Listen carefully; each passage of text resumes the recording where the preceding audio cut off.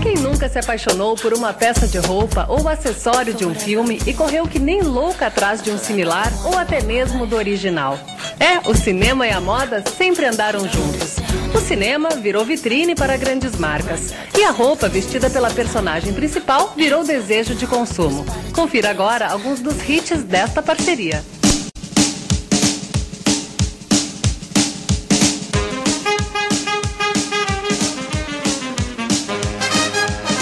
A relação entre a moda e o cinema começou mais ou menos junto com a história do cinema, né? Mas no início não tinha figurinista, não tinha ninguém responsável por esse cargo, e as atrizes era pré-requisito para que elas pudessem atuar, ter as próprias roupas para usarem no filme. E ali, a partir da década de 20, que houve uma profissionalização do setor, começou então a ter figurinistas. Só que as figurinistas, a maioria, assim como a Edith Head, que é a maior figurinista de todos os tempos, né, elas eram bem espertas, então elas falavam com as atrizes, viam o que as atrizes queriam vestir primeiro, e para daí depois fazer o figurino. E assim, quando as atrizes ficavam famosas, elas exigiam que aquelas figurinistas fossem as figurinistas dos filmes. Então, na verdade, tudo partiu da moda, né? Como a Carol disse, essa questão de o que as atrizes gostavam é o princípio básico de uma consultoria de moda, né? Tu pensar na tua segurança, no que elas vão estar bem em cena ou o que tu vai estar bem na vida.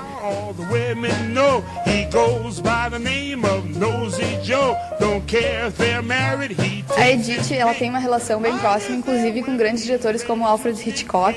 E dois vestidos marcaram muito, foi um usado pela Grace Kelly no filme Ladrão de Casaca, que era o preferido da Edith Head, né, do diretor Alfred Hitchcock, e um vestido todo de chifão branco, parou em todos os magazines nos Estados Unidos, até chegar em outros países, aquelas roupas que realmente viram hits, assim. Bem do estilo parecido também, chifão Tamaricaia, foi usado pela Elizabeth Taylor. Ambos foram assinados pela Edith. Começar a pensar a crítica de cinema, a leitura do filme a partir das vestes e como elas influenciam numa história. No outro caso seria a própria Audrey. A Audrey, os filmes dela influenciam muito a questão Cinderela. Essa questão de que a gente vê os makeovers na TV, vários programas hoje em dia, já vem lá do tempo dos filmes da Audrey Hepburn. Porque o próprio Sabrina, ela se transforma. O Cinderela em Paris, ela sofre uma transformação. Então, na vida dela mesmo, depois ela passa fome, passa muitas dificuldades. Ela vê na figura do Givenchy como uma coisa que a dá segurança e transforma ela num ícone fashion, visto em qualquer livro de moda ou qualquer biografia do gênero. Gurias, a gente está acostumado então com esses filmes que tem as Cinderelas, como no caso, né, de Audrey Hepburn, mas e os filmes de terror? Daí essa relação entre o cinema e a moda também vale? A gente aborda bastante essa questão do filme de terror. Às vezes muita gente me pergunta, por que terror? Eu não tô vendo moda nisso. Mas se tu pensar, desde os primeiros filmes da década de 20, quando a gente tinha o expressionismo alemão, que eram filmes pesados, e aquelas meninas de cabelo como de garçom, bem Chanel curtinho, já tinha uma influência de moda desde ali. E aí nós vamos evoluindo, vamos para a década de 30, a questão daquela período entre guerras, a indumentária das mocinhas sempre foi bastante influente, até para elas serem as ídolas da época, né? E depois, na década de 80, então, nós vamos ter isso mais forte ainda, com a questão do dark, que vira moda, o estilo gótico e preto de se vestir totalmente, e os filmes de terror viram hits e fazem bastante sucesso.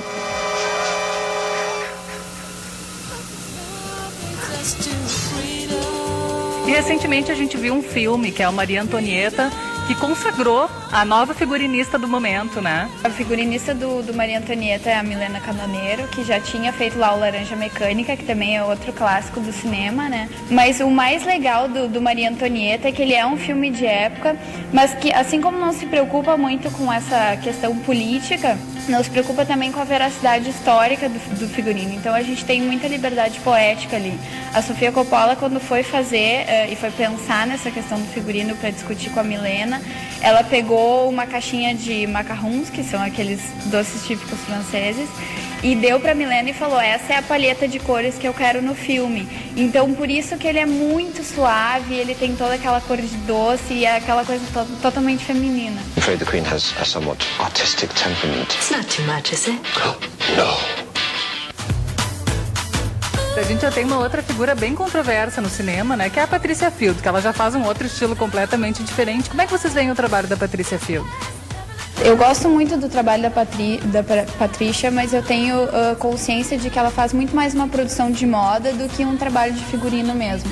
Porque quando tu trabalha com figurino, tu percebe que a gente precisa adicionar vivência àquela roupa. Então ela precisa estar desgastada, ela precisa ter... Ela não pode parecer que recém saiu da loja, a não ser que essa seja a situação da cena, né? E o que a Patrícia faz é mais ou menos isso, fazer uma grande composição com as marcas nas quais ela tem amigos e tem influência, e aí ela faz aquela produção de moda maravilhosa, mas que está bem longe do figurino.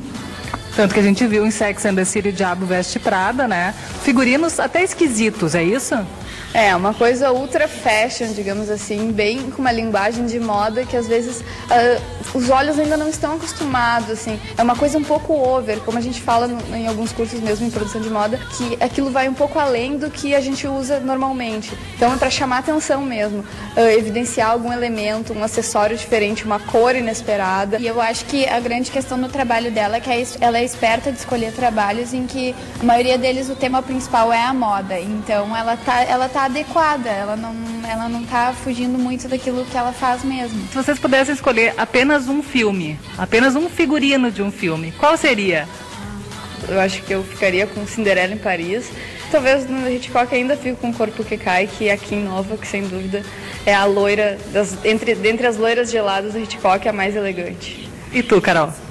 Eu fico com o Moulin Rouge, que foi o tema da minha dissertação, porque tem toda aquela questão do início do século, das dançarinas de Cancan, mas tem influências indianas, então ele é uma grande colagem de referências de todas as épocas.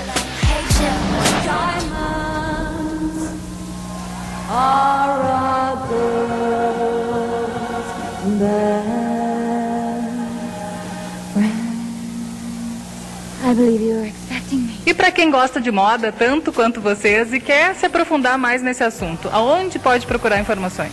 Bom, a dica é o nosso próprio site, que é o modamanifesto.com. Se encontra alguns textos sobre o tema e o curso que a gente pretende dar em breve, ligado aos principais diretores e essa leitura crítica do cinema a partir da moda e figurino.